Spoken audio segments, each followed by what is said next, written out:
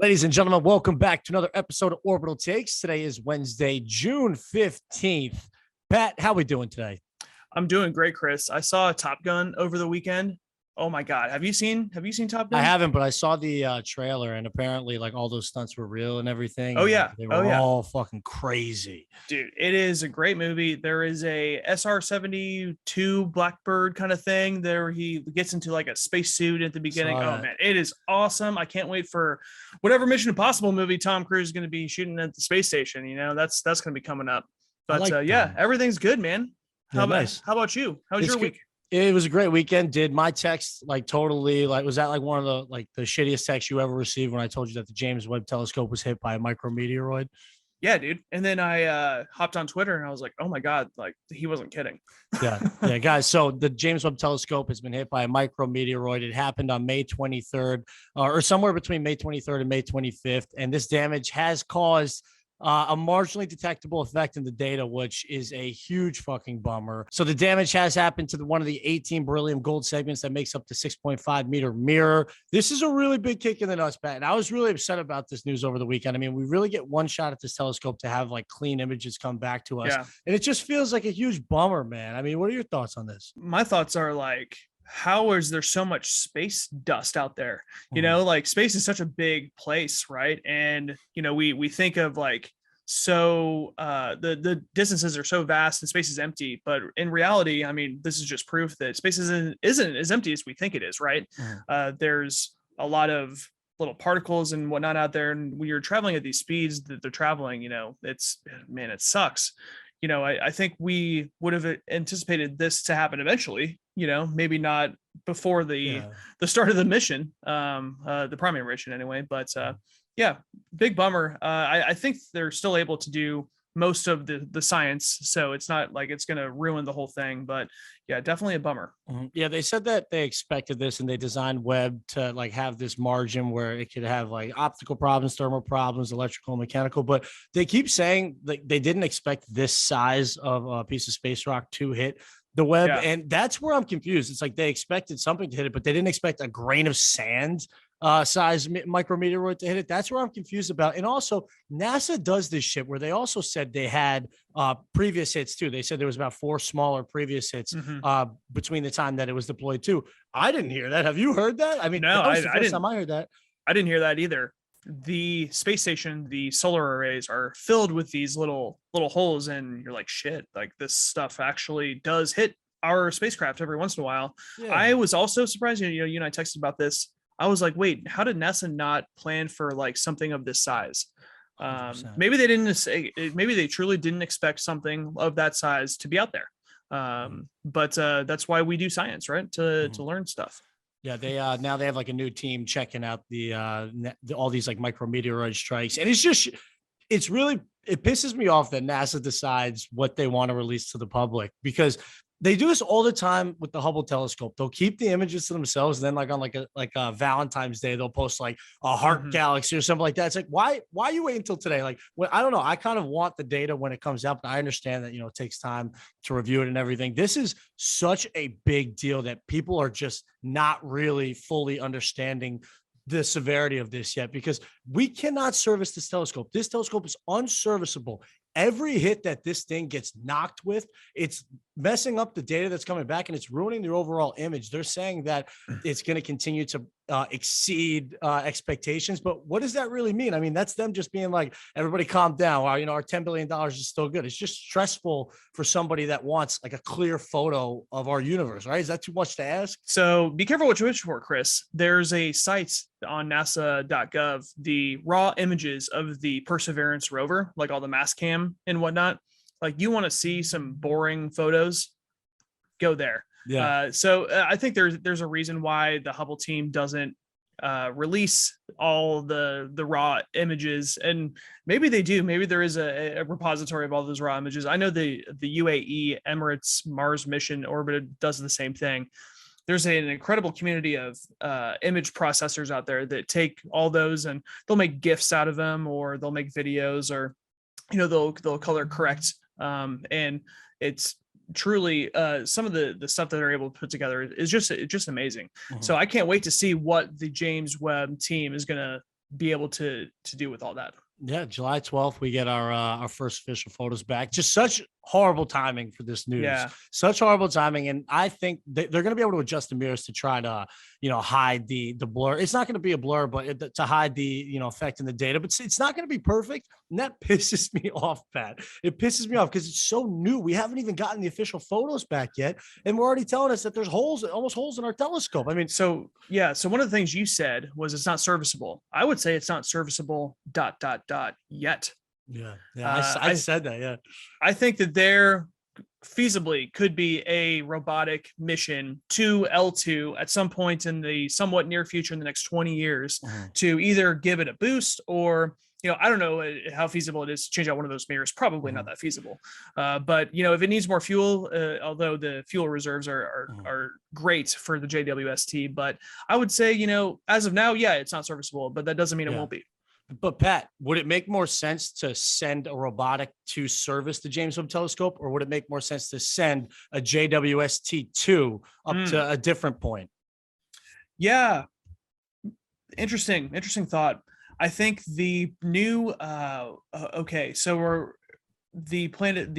decadal survey that just came out 2 weeks ago, they have a successor to the James Webb Space Telescope in there, right? They have some kind of next generation telescope that is like they recommend starting to research that technology now. I think that JWST 2.0 is just not feasible, considering this one took how many years and is how many billions of dollars later.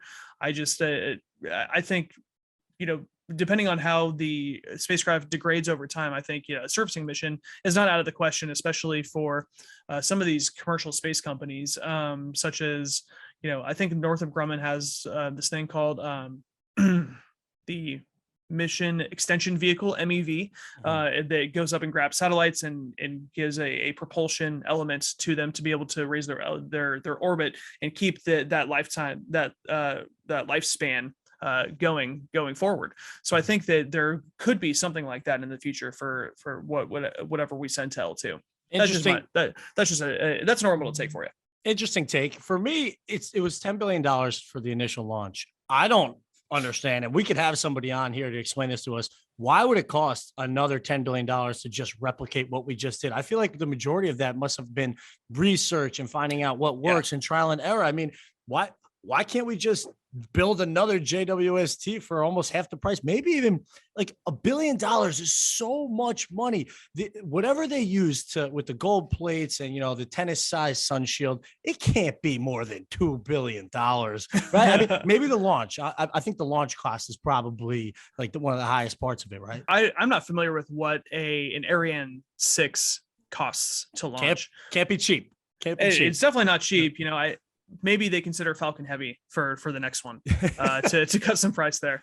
I don't think we're going to see a James Webb 2.0 anytime soon. I think it's going to be whatever the next generation is that the decadal survey recommended. To your points, I think the JWST, a lot of that cost was in R&D, right? This is the first time we've ever built something of that scale. So I think it would be cheaper the next time that you do that.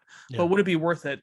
I think that the next one is I think it's supposed to be a Hubble 2.0. It's more of an upgrade not an upgrade, but an upgraded Hubble telescope.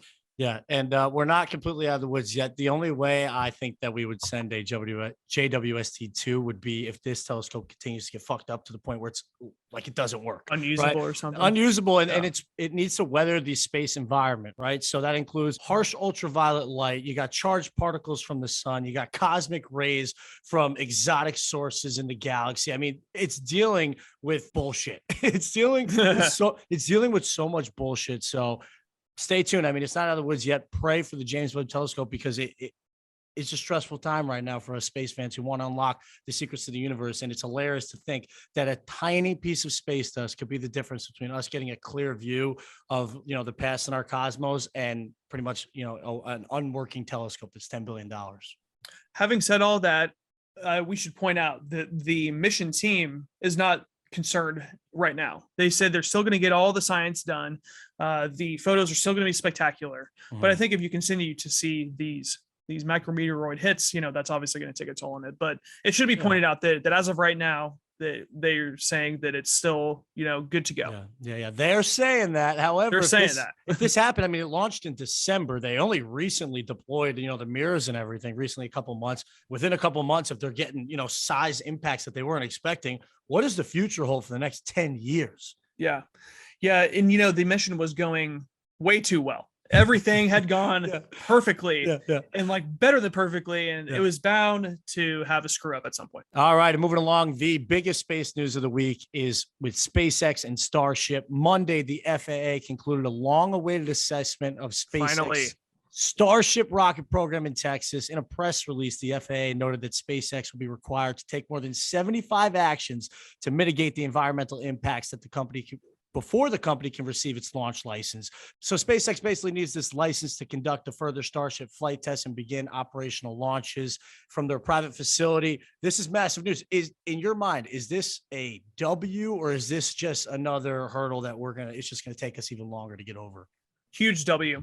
There are more hurdles to jump over, certainly. The 75 that you just pointed out, but the fact that they didn't go into a full environmental review of it, where it's like, hey, this is over the course of the next 3 years, here's all the steps that you have to take. It's nothing like that. So I think all these 75, this was just released within the last 24 hours. So a lot and SpaceX has only said we're one step closer to Starship launch. So we don't actually know what the timeline for all this stuff is, right? But the fact that they're not pressing forward with the full environmental review, that a lot of this stuff, one of the things that they said, for example, is, hey, let's shuttle Starship or Starbase employees in instead of just having everyone drive there.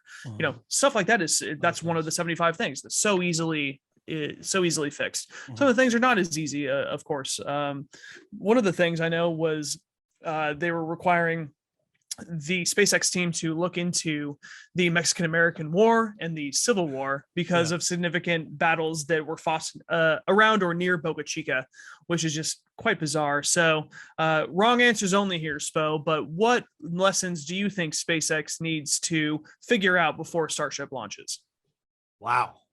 I mean, if we're going just by the leader of SpaceX, I mean, if you're saying wrong answers only, I would say Elon needs to do his homework or just take more lessons on just how to be a normal human, like basic interaction, maybe dress, maybe style, maybe haircuts, small things like that. I don't know. What are your thoughts on that? I think he should have to learn like the history of the Alamo. Does he's from South Africa? Does he know what happened at the Alamo? He's probably heard of it. He's a smart guy. Maybe he does. He should learn, where's the nearest Whataburger? And we're in the state of Texas. Every time I go to the state of Texas, I have to hit up a Whataburger.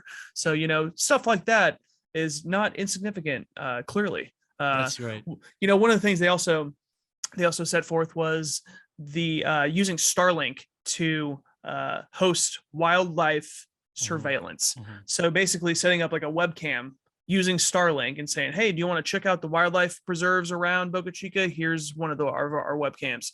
So from that aspect, I think it's that, while doesn't have anything to do, of course, with the actual launch of Starship, I think that's fine, right? It's improving the environment around it. It's appeasing a lot of people. However, you sent me an article today where a significant number of local residents feel like the FAA slighted them, right? Yeah, that was interesting. And so for the people who don't know, this news of the special requirements went viral on Twitter, and everybody was talking about it. And what you said about the report on the Mexican and Civil Wars, I thought was hilarious. Why would they add that? I mean, it makes no sense. It's bizarre, dude.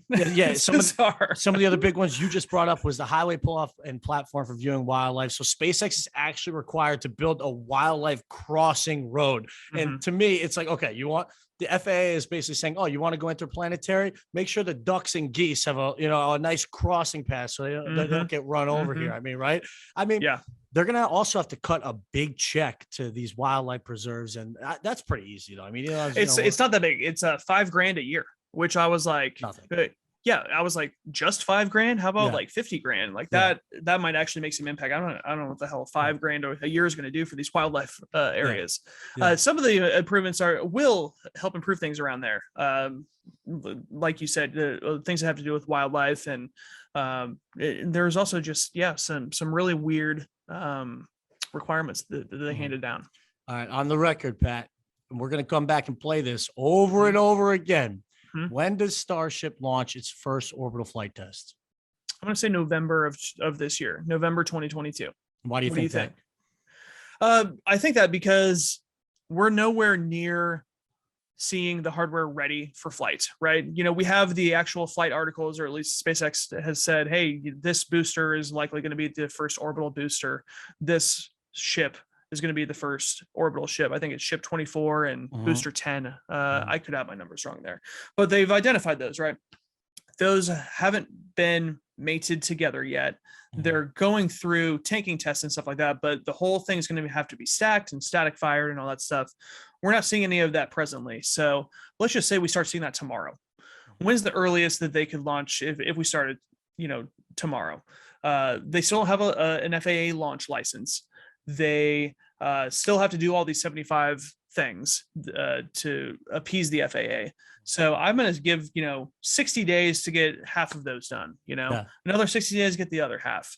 I think by then the hardware will be ready, but who knows how long the launch license is going to take. So I'm going to say end of November 2022, like basically, 5 months from now. Pat, I'm not bullshitting you. I have November 2022 written in my notes right here for the same Great exact minds think reason. alike, bro. And that's why we have the podcast. That's why we have the podcast. They need to make all these changes flawlessly. Yeah. And then they need to apply for the license to launch. And they haven't even started building the second launch pad yet, right? Like that hasn't even been started yet. And then it takes a couple months, if any lawsuits happen like that. So you're right. Add 60 days.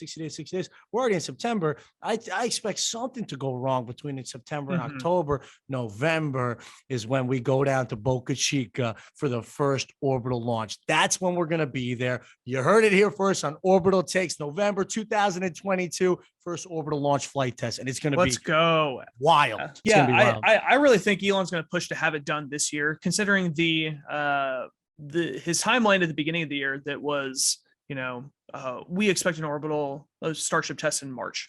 And it is now June 14th, June 15th, the day this podcast comes out. His timelines are always super optimistic, shall we say? But I love, that's one of the things I enjoy about Elon is the optimism. But I think he'll push to have certainly one test this year. And when was the last Starship test? Like back in November, Wild, dude. Yeah. So we're going to go a significant amount of time without a Starship test. So I think he's going to be like, you know what, we have to get one in the next 12 months. That's of course pure speculation on our part, but that's my opinion. The FAA is being a real pain in our ass with this. You know what I mean? In my mind, I think the only reason they're doing this shit is because of cancel culture. They don't want to be canceled by the people who love the sea turtles down in, Boca Chica. They don't want to be canceled by the local people. And it makes sense. We live in this cancel culture where if anything goes wrong, they're basically, put on a pedestal and flamed. But I mean, it's just the FAA is standing between,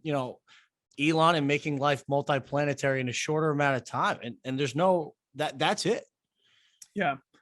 I would love to know what the community around Starbase really thinks. Yeah.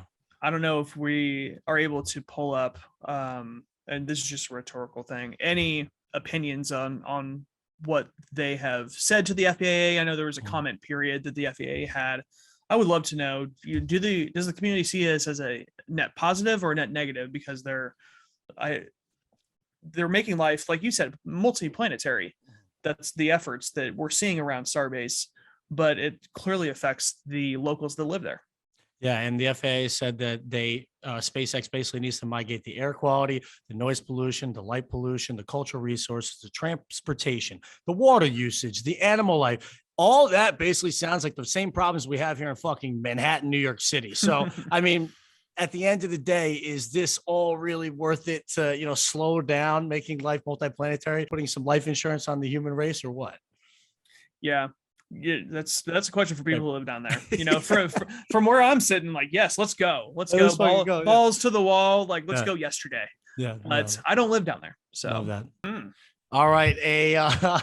An emergency update here. We're sitting here. We just wrapped up the Orbital Takes episode 5, and Got a text, space.com. It says SpaceX Starship will be ready for first orbital flight in July. Elon Musk says, I don't know about that though, Pat. Let's take a quick timeout. Okay. Elon also said he expected no earlier than March for the orbital one, or the first orbital test. But then the FAA was the wild card, right? What if there's something that the FAA needs for the launch license that delays it even further? So I think, it's probably sooner than November. Clearly. Let's say like July or August. Like first half of August. That's what I'm going with. I'll tell you what, you want an orbital take? We disagree with you, Elon. All right, we're saying fucking November. We know right? Starship better than you, Elon. All clearly. Right. Oh shit! No, we were just sitting here laughing. We were like, we gotta hop back on it and talk about this. But there you have it. See, this has been an Orbital Takes OT. This has been an Orbital Takes OT. We're sticking with November. We don't care what Elon says. We'd love to see it earlier, but for now, November 22, Starship's going orbital. Orbital Takes will be there.